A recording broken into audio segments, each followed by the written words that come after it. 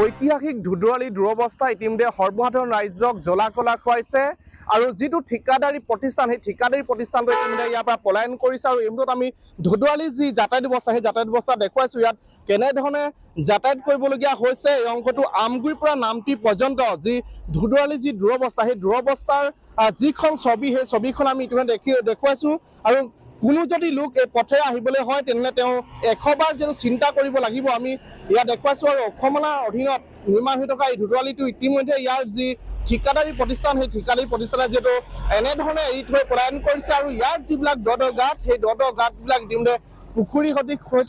হৈ উঠিছে আৰু যিকোনো মুহূৰ্ততে ইয়াত দুৰ্ঘটনা সংঘটিত হ'ব পাৰে আৰু বহুকেইটা ইতিমধ্যে দুৰ্ঘটনা সংঘটিত হৈছে বহুকেইজন লোকে প্ৰাণ লৈছে তাৰ পাছতো দেখা গৈছে শিৱসাগৰ জিলাৰ যি লোক নিৰ্মাণ বিভাগ আছে আৰু ৰাজ্যৰ যিটো লোক নিৰ্মাণ বিভাগ আছে সেই কিন্তু লোক নিৰ্মাণ বিভাগটোৱে বৰ্তমানলৈকে কিন্তু এই ধুধুৱালীটো যি নিৰ্মাণ কাৰ্য সেই নিৰ্মাণ কাৰ্য আজি পৰ্যন্ত খৰতকীয়া কৰি দিয়া নাই মই দেখুৱাইছোঁ সেই পৰিৱেশ আৰু আজি ইয়াত স্থানীয় লোকসকল আছে স্থানীয় লোকসকলে আজি তেওঁলোকে ইয়াত প্ৰতিক্ৰিয়া ব্যক্ত কৰিছে যিহেতু দীৰ্ঘদিন ধৰি এই ধুধুৱালীৰ যি যাতায়াত সেই ধুধুৱালী যাতায়াত ব্যৱস্থা ব্যাহত হৈ আছে আৰু বিভিন্ন সময়ত দুৰ্ঘটনা সংঘটিত হৈ আছে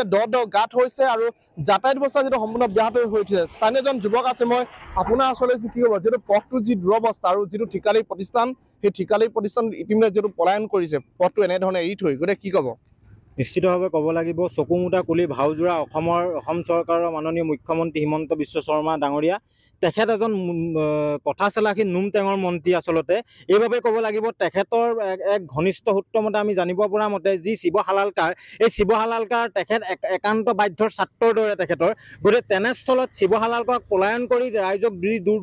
দুৰ্ভোগ ভোগাবলৈ চেষ্টা কৰিছে অসমৰ মাননীয় মুখ্যমন্ত্ৰীয়ে ই কিহৰ এক ইংগিত দিছে নিশ্চিতভাৱে আপোনালোকে জানিব পাৰিছে বিশেষকৈ যিটো সময়ত আমি দেখা পাইছোঁ বৰ্তমান এই যিটো আমাৰ যোৰহাট লোকসভা সমষ্টিৰ অন্তৰ্গত তপন গগৈ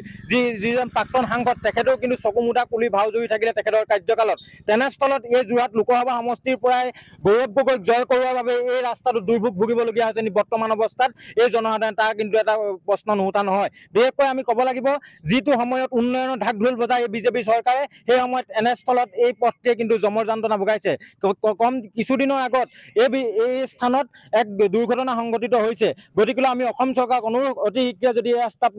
পুনৰ নিৰ্মাণ নকৰে তেন্তে এই কোনো দল সংগঠন নহয় ৰাইজৰ উদ্যোগত ৰাইজৰ সহযোগত এই স্থান অনিৰ্দিষ্টকাললৈ বন্ধ কৰি দিয়া হ'ব তাৰ বাবে আমি অসম চৰকাৰক অনুৰোধ জনালোঁ হয় নিশ্চিতভাৱে এটা কথা ক'ব লাগিব উজনি অসমৰ দুটা প্ৰধান পথ সেই দুটা হৈছে ৩৭ নং ৰাষ্ট্ৰীয় ঘাইপথ সেইটো 4 লেনযুক্ত যিটো ৩৭ নং ৰাষ্ট্ৰীয় ঘাইপথ যি নিৰ্মাণ হৈ আছে উজনি অসমত কিন্তু ৩৭ নং ৰাষ্ট্ৰীয় ঘাইপথ এফালে যদি বিধ্বস্ত অৱস্থা আৰু আনফালে দেখা পোৱা গৈছে ঐতিহাসিক ধুধুৱালীৰ বিধ্বস্ত অৱস্থা আচলতে উজনি অসমৰ এই দুটা পথে ইতিমধ্যে জ্বলা-গোলা খুৱাইছে সৰ্বসাধাৰণ ৰাইজ মই আৰু এজন স্থানীয় ব্যক্তি আছে মই আপোনাৰ ওচৰলৈ চুকি হ'ব যিহেতু পথটো আপোনাৰ দীৰ্ঘদিন ধৰি দেখি আহিছে এনেধৰণে বৰষুণ দিলেই ইয়াত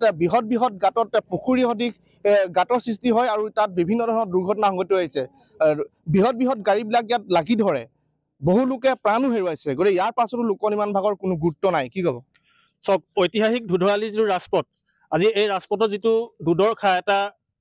ৰাস্তাটো ইয়াৰ পৰা প্ৰায় চামগুৰিলৈকে এটা পুখুৰী সদৃশ পৰিৱেশৰ সৃষ্টি হৈছে তো বাৰ আমি অসম চৰকাৰক লোক নিৰ্মাণ বিভাগ গড়কাপ্তানি বিভাগক বাৰ অনুৰোধ কৰা স্বত্তেও তেওঁলোকে আজিলৈকে এই ৰাস্তাটো কাণসাৰ নকৰিলে ইয়াৰ কি কাৰণ আমি ৰাইজে বুজি নাপালোঁ আজি অলপ দিনৰ আগতে ইয়াত সদৌ অসম ছাত্ৰ সন্থাই পথ অৱৰোধৰ নিচিনা কাৰ্যসূচী হাতত লৈছিল কিন্তু সেই অৱৰোধৰ কাৰ্যসূচীত বিভাগীয় কৰ্তৃপক্ষসকল ইয়াত উপস্থিত হৈছিল কিন্তু হোৱাৰ পাছতো তেওঁলোকে AC ৰুমত বহি কি সভা কৰিলে কি মিটিং কৰিলে ইয়াৰ মুহূৰ্ত আমি নাপালোঁ কিন্তু তেওঁলোকে কি কৰিলে তাৰ ব্যৱস্থা আজি আমি একো কৰিব নোৱাৰিলোঁ কিন্তু তাৰ পাছতো গড়কাপ্তানি বিভাগে কোনো ধৰণৰ এই গাঁতসমূহৰ কোনো ব্যৱস্থা নকৰিলে যাৰ কাৰণে আজি প্ৰত্যেক দিনেই দুৰ্ঘটনাৰ সন্মুখীন হ'বলগীয়া হৈছে তো আমি অসম চৰকাৰক মাননীয় মুখ্যমন্ত্ৰী হিমন্ত বিশ্ব শৰ্মাক অনুৰোধ কৰিছোঁ আপুনি গড়কাপ্তানি বিভাগৰ বিভাগীয় বিষয়াসকলৰ লগত আলোচনা কৰক এই ৰাস্তাটো কি পৰ্যায়ত আছে তো শিৱ হালালকা কিয় পলাবলগীয়া হ'ল তেখেতৰ লগত আপোনাৰ কিবা ঘনিষ্ঠতা আছে নি তপন গগৈ ডাঙৰীয়াৰ লগত কিবা শ্বেয়াৰ আছিলে নি ইয়াৰ তো আমাৰ সেই প্ৰশ্নখিনি আমি উত্থাপন কৰিছোঁ আপোনালোকে মুকলিকৈ আমাক জনাওক লগতে আমি এইটো কথাও অনুৰোধ কৰিছোঁ আপোনালোকক এই ৰাস্তাটো যদি শীঘ্ৰে আপোনালোকে অতি সোনকালে এই ৰাইজৰ যদি সেই সমস্যাটো সমাধান নকৰে তো ইয়াত স্থানীয় ৰাইজে এই ৰাস্তাটো অনিৰ্দিষ্টকাললৈ বন্ধ কৰি ৰাখিব হয় নিশ্চিতভাৱে দুটা গুৰুত্বপূৰ্ণ কথা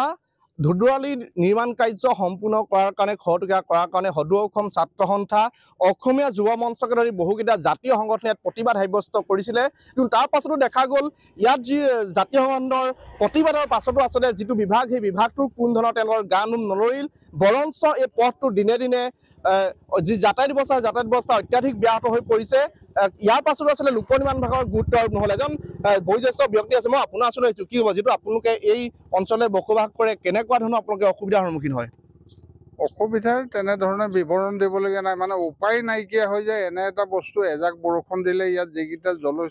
মানে দ গাঁত আছে আৰু যিখিনি মানে নলা নৰ্দমা আছে এই গোটেইখিনি নাই